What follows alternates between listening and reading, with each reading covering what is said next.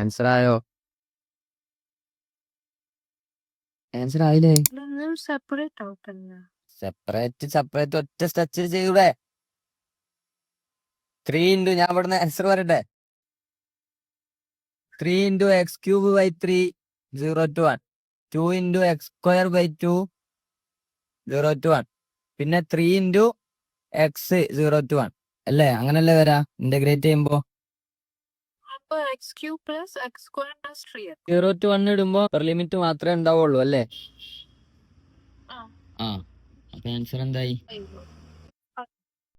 5 joule എന്ന് കിട്ടി. അതാണ് ക്ലിയർ ആൻസർ.